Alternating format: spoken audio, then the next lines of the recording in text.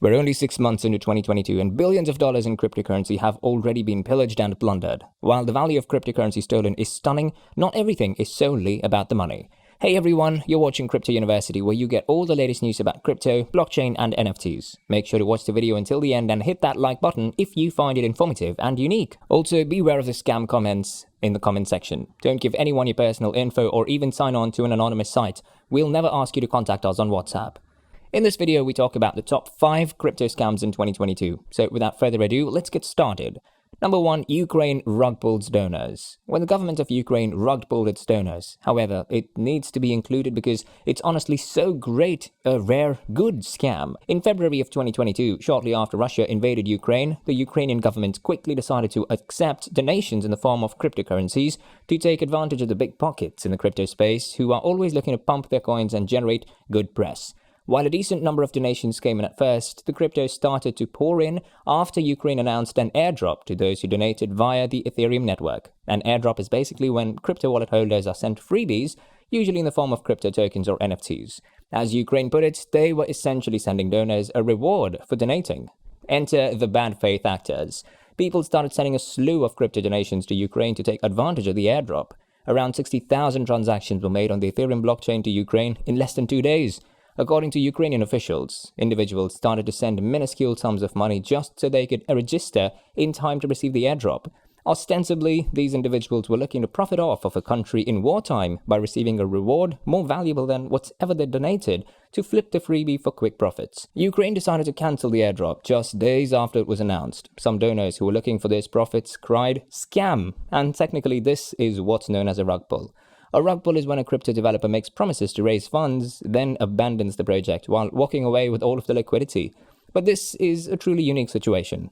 Ukraine was trying to fundraise, thought they'd thank the donors who meant well, then pulled the plug when they realized that people were trying to take advantage of the situation. The donations still went to charitable causes though, so let's call it a rug pull for the good. And that's why it's at the top of the list. Number 2, Axie Infinity hacked, $615 million stolen.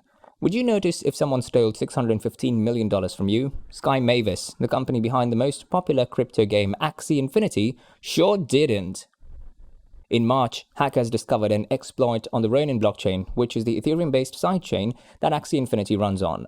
To make matters worse, the exploit was a result of what was supposed to be a temporary change initiated by Sky Mavis in December that lowered security protocols. Things weren't reverted and the hackers were able to take advantage of the situation just months later. How did Sky Mavis finally discover that they were missing hundreds of millions of dollars? A user tried to withdraw their funds and was unable to because the liquidity was no longer there. Axie Infinity is a play-to-earn crypto game that requires users to purchase expensive NFTs before playing. Once they acquire those NFTs, they can then earn real money in the form of crypto from playing the game. However, due to the high cost of entry, users who can't afford the NFTs often find themselves wrapped up in exploitative scholarships that require them to split the profits with others who lend out these high-cost NFTs that are needed to play. Number 3, Day of Defeat, red flags everywhere. Does an investment that promised a 10,000,000x price increase sound too good to be true?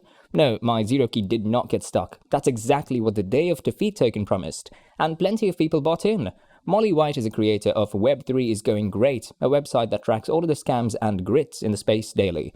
When I reached out to her to see what crypto scams stuck out so far this year, she pointed me to Day of Defeat. She called it one of the projects with some of the biggest red flags I've ever seen, and she's seen a lot. The developers of Day of Defeat called the project a radical social experiment that was mathematically designed to give holders 10 million X price increases.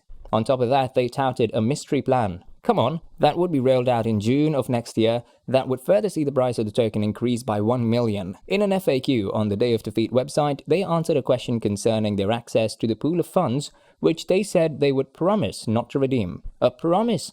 Well, guess what?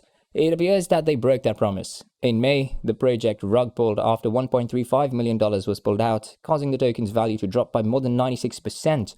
As Molly pointed out, it's unlikely even the people who made off with that $1.35 million did not see those crazy returns that were promised. If they did, their investment would have needed to be less than 14 cents. Number 4, BBC tricked into promoting alleged crypto scammer. Everyone loves a rags to riches story. Apparently, the BBC loved this one so much that they failed to properly look into the individual in question who traded in his rags for riches by crypto scamming. In February, the BBC ran an article about a local Birmingham crypto investor, Hanad Hassan. The piece claimed that Hassan put £50 into crypto last year and was able to turn it into millions. That wasn't all. The article also covered how Hassan wanted to use his newfound wealth to help people within the community. In April 2021, Hassan launched a charity token called Orfano. In addition to being a crypto investment, it would set aside 3% of the funds to support charity projects. This is a common tactic in crypto rug pulls to make investors feel like they're doing something legitimate and good with their money. Months later, Orfano abruptly shuts down, taking everyone's investments with them. There was no way for users to withdraw any of their money. A month later, Hassan relaunched Orfano as Orfano X and once again did the same thing to new investors in this token. And now, the BBC was going to herald his good fortunes. The story is so ridiculous. It was one of the first recommended to me by David Gerard, a cryptocurrency critic and author of the book Attack of the 50-Foot Blockchain. According to Gerard, the BBC not only ran a puff piece on the crypto scammer, Hanad Hassan, but they also produced a 30-minute documentary on him titled We Are England, Birmingham's Self-Made Crypto Millionaire.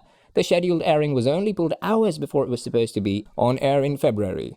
While Hassan's crypto scamming took place in 2021, he pulled a wool over the eyes of the BBC just this year. He essentially scammed them into spinning his story. A scam within a scam. Scamception! Number 5. Seth Green's stolen Bored Ape.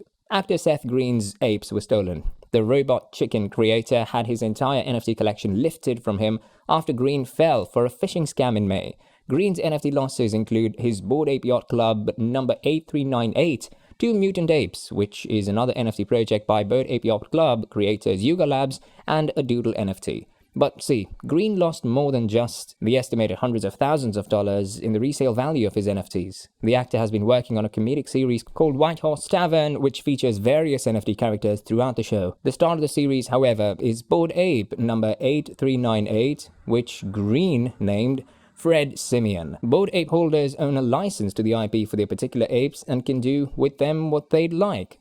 Sell merch, create video games, develop a sitcom, you name it.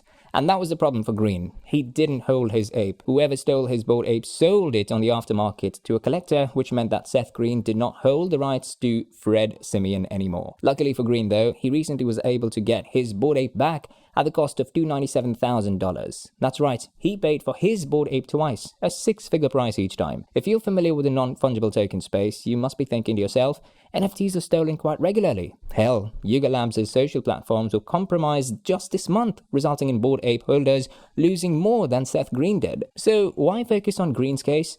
I can't think of another NFT-related scam this year that reveals the multifaceted flaws of the industry. A celebrity had their NFTs and intellectual property stolen in a crypto scam, and they didn't know what to do. In the end, they had to resort to just buying their stolen property back. What are you going to do about this if it happened to you too? And that wraps up the video. I hope you enjoyed it, and if you did, make sure to give it a thumbs up. Subscribe to our channel and don't forget to press the bell button to stay notified about our uploads. I'll see you next time. Till then, peace out.